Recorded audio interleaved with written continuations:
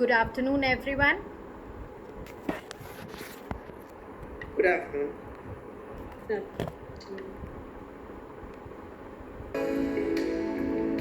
We are the children.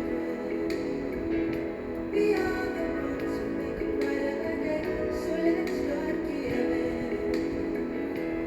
There's a choice we're making. We're saving our own lives. It's true, we make a better day. Just you and me.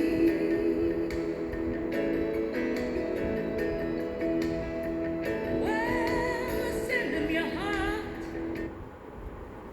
Well, with that, I just introduced you all to one of my life's mentors.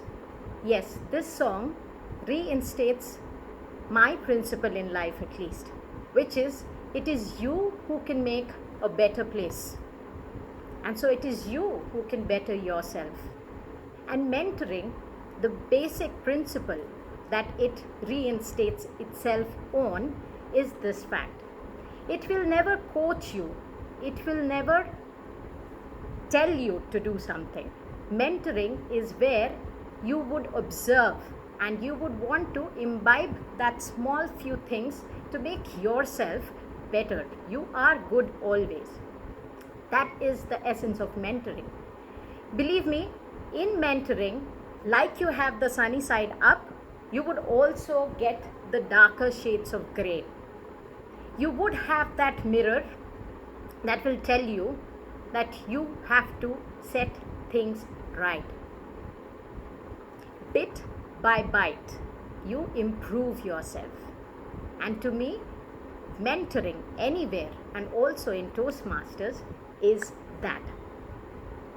When I joined Toastmasters 2 years back, I was not really sure what I would take out of it, other than the fact, for my love of speaking with people, I didn't know what else I should be looking up to. But then in the first year itself, I came across my mentors. One of them, she was quite young to me when it comes to age, but she was an older Toastmaster. What I learned from her is the finesse of managing conflicts. Conflicts between people who may be much more experienced than you in professional life, yet you were there as a leader to manage that conflict.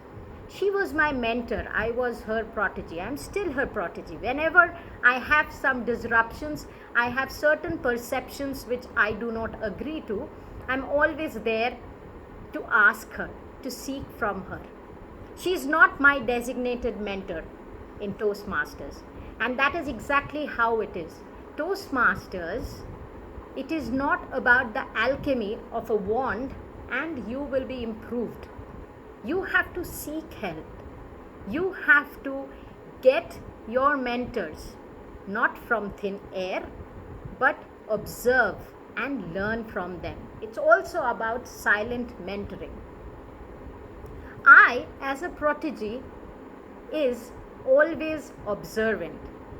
And I went so lucky that in my Toastmasters club, I had some of the stalwarts come and give speeches. I had one of the distinguished Toastmasters who came and mentored us on table topics. I got to learn so much. There was a technique explained to me. When I went on to sponsor a club, I came across a mentor who taught me how to evaluate well. It was surely a bliss. It was a plethora of mentoring that I got from Toastmasters. Another example, I'll take a few steps back. Now, mentoring also needs you as a protege to be very well versed with the actual concept of feedback.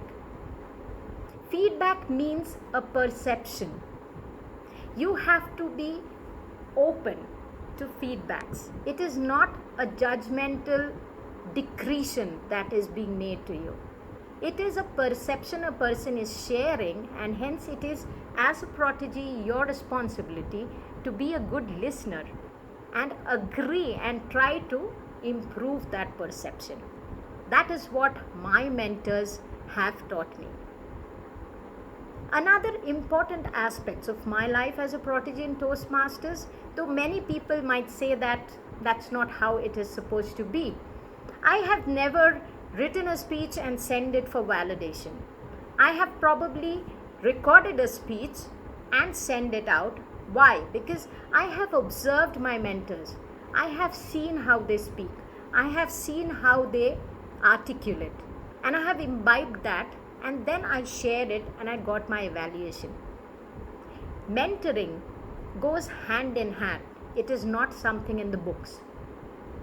And as it goes, Toastmasters is one platform where, as a fraternity, when you receive so much, and you should have or be a part of that alchemy, that inner whoosh, which may take some time, you would also create or imbibe leadership in others. That's when you wear the hat of a mentor. And as a mentor, since I was a protege in Toastmasters, I was always very sure how I would react to my mentees or my proteges. I know what they were seeking. And I'm so lucky that I could communicate. It is not about saying, it is about communicate. I could make them, give them that nudge so that they go a little up and they are now leaders in their own rights. At this moment, as a mentor, I would say a mentor and protege becomes friends. And friends are your best mentors. I'll tell you a particular story about a different kind of conflict management. Now, me and my mentee, we have a lot of discussions where we disagree. We have been convening into discussions where we have disagreed, we kept on disagreeing, and hence we stepped back. We did not interact on that discussion. We gave it some time. We thought ourselves in our two minds and we reconvened. And that is where we came up with a solution. And to entrust or keep the motto going of mentoring, what we did apologize for being a little bit aggressive in putting up our thoughts. So mentoring, it's a hand-holding technique. Doesn't need physical hand-holding. An arm round the shoulder assuring that you are doing it the right way. Just give these few things added to them and you will have your plethora of leadership in you. You will lead your life in your way. Mentors can be also others from other walks of life. So help everyone and be a mentor and a protege at the same time. Over to you.